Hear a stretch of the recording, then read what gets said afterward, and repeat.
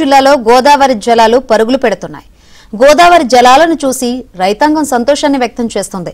Rajiv link canal ద్వారా ప్రవహిస్తున్న గోదావరి జలాలతో సాగు కష్టాలు తీరుతాయని అంటున్నారు.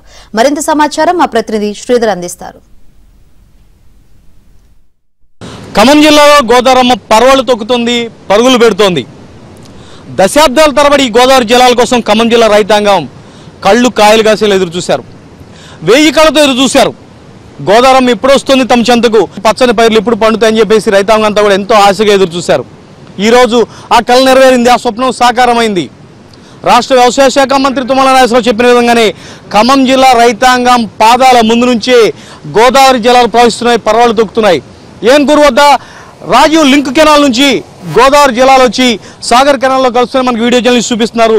ఈ సుందర దృశ్యాన్ని, అద్భుతమైన దృశ్యాన్ని చూసి రైతాంగం అంతా కూడా సంతోషాన్ని వ్యక్తం చేస్తున్నారు. ఇకపై ఏడాది పొడవునా 365 రోజుల పాటు ఖమ్మం జిల్లా రైతాంగానికి సాగునీరు అందబోతోంది. ఒకవైపు కృష్ణా జలాలు, మరోవైపు గోదావరి జలాలతో ఖమ్మం జిల్లా రైతాంగం 2 పంటలను పండించుకోబోతున్నారు.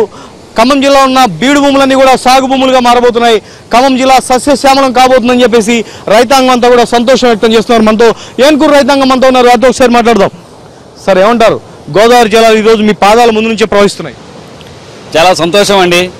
మా మంత్రివర్యులు తుమ్మల నాగేశ్వరరావు గారు, మా వైరా శాసనసభ్యులు మాళోతు రామదాస్ నాయక్ గారి కృషితోని, పట్టుదలతోని ఈ యొక్క గోదావరి నీళ్ళ సీతారాం ప్రాజెక్టు నుంచి రాజీవ్ కెనాల్ లింక్ ద్వారా ఈ యొక్క తీసుకొచ్చి ఏన్కూరు దగ్గర ఉన్నటువంటి నాగార్జున సాగర్ కెనాల్లో కలపడం చాలా సంతోషం.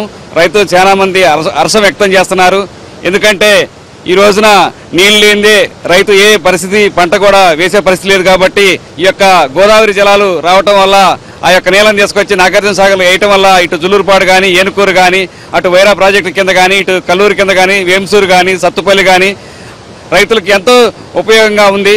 దీనికి కృషి పట్టుదల తీసుకున్నటువంటి మా తుమ్మల నాగేశ్వరరావు గారికి మరియు మా నియోజకవర్గ వైరా శాసనసభ్యులు మాళోతు రామదాస్ నాయక్ గారికి ప్రత్యేకంగా మా ఏన్కూరు మండల రైతుల తరఫున అభినందనలు, ధన్యవాదాలు తెలియజేస్తున్నాం.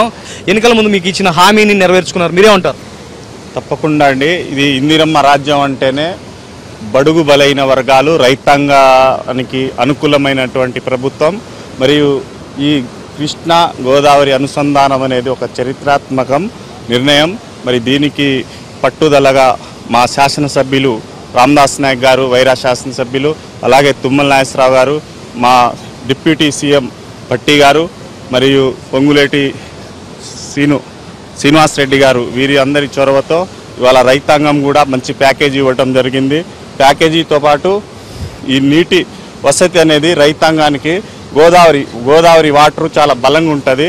రైతాంగాన్ని మొక్కకు కూడా చాలా పుష్టికరంగా, మొక్కలు కూడా ఈ నీటి కనుక వాడుకుంటే మరియు అధిక దిగుబడి వచ్చి మరియు రైతాంగానికి కూడా మరి పెట్టుబడి కూడా తగ్గే అవకాశం ఉంది. ఈ వాటర్ అనేది చాలా అసలు ఒక చరిత్ర. పేద ప్రజల, బడుగు బలైన వర్గాల ప్రభుత్వం అనేది వాస్తవంగా ఇది ఆనాటి ఇందిరమ్మ రాజ్యం ఎట్టనో ఈనాటి ఇప్పుడు రేవంత్ రెడ్డి గారి సారథ్యం కూడా ఇందిరమ్మ ప్రభుత్వం ఏ రకంగా అయితే ఆనాడు ఏ రకంగా అయితే అభివృద్ధి పథకాలు ప్రభుత్వం తరపున పేద ప్రజలకు కానీ, రైతాంగానికి కానీ ఏ విధంగా అయితే ఇంప్లిమెంట్ చేసిందో అదే ఇంప్లిమెంట్ని మా ప్రభుత్వం, మన రేవంత్ రెడ్డి గారి ప్రభుత్వం అదే రకంగా మరి అన్ని ఫలాలు ప్రభుత్వం తరపున ప్రజలకు కానీ, రైతాంగానికి కానీ, బడుగు బలహీన వర్గాలు కానీ అందించడం చాలా శుభ పరిమాణం. మా కళ నిజమైందని చెప్పేసి రైతాంగంతో కూడా సంతోషాన్ని వ్యక్తం చేస్తున్నారు, సంబరాలు జరుపుతున్నారు. ఖమ్మం జిల్లా వ్యాప్తంగా కూడా ఇదే పరిస్థితి ఉంది. రైతాంగం అందరూ కూడా ఎంతో ఆనందాన్ని వ్యక్తం చేస్తున్న పరిస్థితి మనకు కనిపిస్తుంది. రాష్ట్ర వ్యవసాయ శాఖ మంత్రి తుమ్మల నాగేశ్వరరావు ప్రత్యేక కృషితో ఈ స్వప్నం సాకారమైంది, తమ వంతు సహాయాన్ని అందించారని చెప్పేసి రైతులు సంతోషాన్ని వ్యక్తం చేసి ఆనందాన్ని వ్యక్తం చేస్తున్నారు. రేవంత్ సర్కార్ కూడా రైతాంగం అంతా కూడా కృతజ్ఞతలు చెప్తున్నారు.